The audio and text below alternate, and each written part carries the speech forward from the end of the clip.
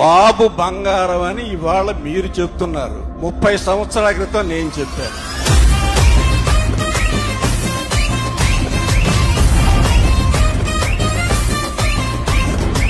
మీ timing అంటే విపరీతంగా ఇష్టం అన్న. మీ పీక్స్ లో ఉన్నప్పుడు ప్రేమ అంటే ఏదైనా నువ్వు నాకు నచ్చావు.